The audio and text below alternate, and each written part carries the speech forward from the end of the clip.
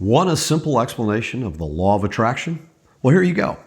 Understanding this law allows you to master your surroundings and literally design the life of your dreams. Now, unfortunately, most of the explanations you find are really complicated or flat out wrong. Or they make this into some weird woo-woo sort of magical force from beyond nature. And nothing could be further from the truth, okay? The law of attraction and its companion, the law of vibration, work in tandem. They're hand in glove.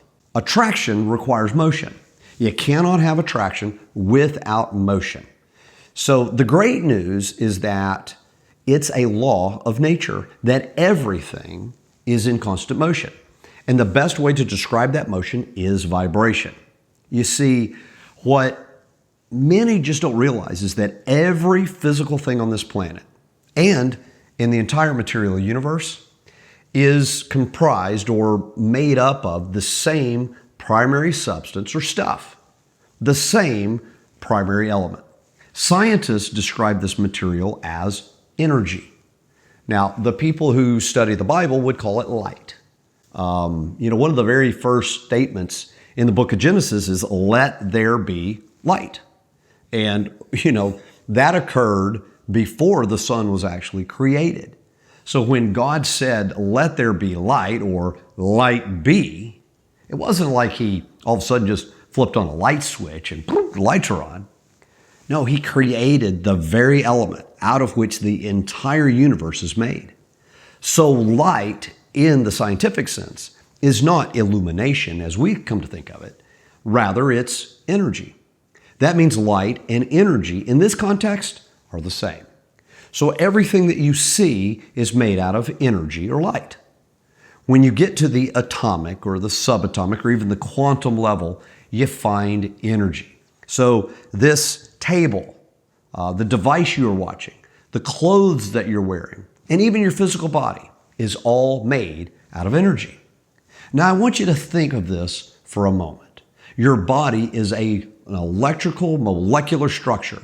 We are a mass of energy operating at a very high speed of vibration.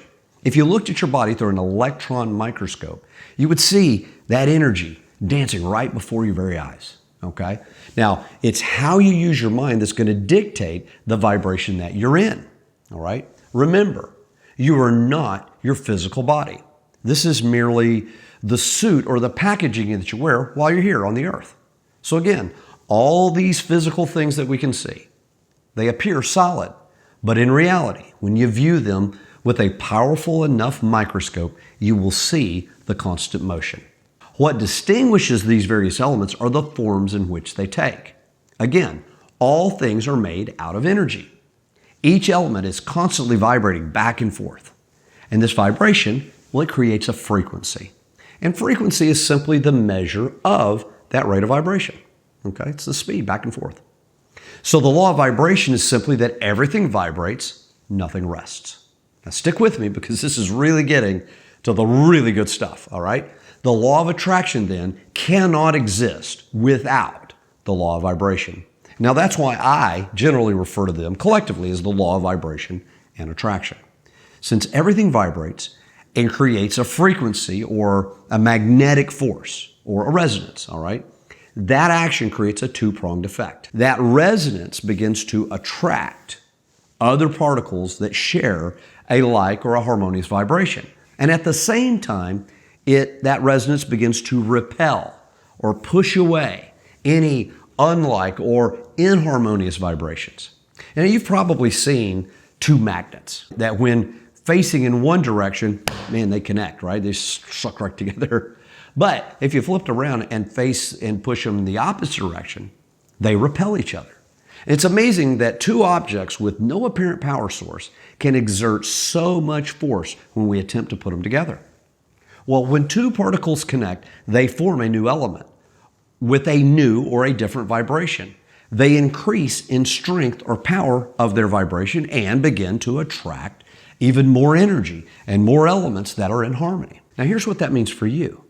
You are a collection of trillions and trillions of particles of energy, which means you vibrate at a particular frequency. However, but with one tremendous exception to every other being to ever walk the earth, you have the power of thought. And thought has the power to change your rate of vibration. Now, I want to make sure you get this because this is critical. Your thoughts change your rate of vibration. Those vibrations attract things in harmony with those thoughts and repel things that are not in harmony with those thoughts. Think about it. Have you ever been having a great day and then someone shares news that you interpret to be bad? What was the result? Did you feel differently? Well, of course you did. You see, that feeling is when you are consciously aware of your rate of vibration. When you're feeling normal, you're in a rate of vibration that you're familiar with. It feels normal. When you're feeling down or depressed, you're in a lower vibration. When you're super excited and happy, you're in a high vibration. The body also releases a number of chemicals, and they surround and enhance that feeling, help lock that in. We all have the ability to choose the thoughts that we're going to focus on. And those thoughts are converted into signals relayed via the brain into your physical body.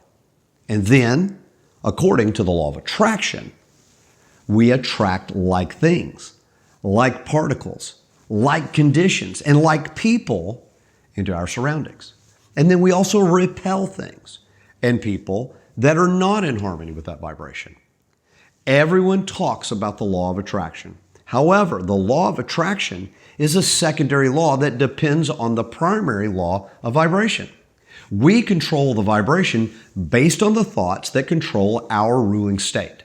That vibration then dictates what is attracted into our life. Now, we're not talking about the random thoughts you may have.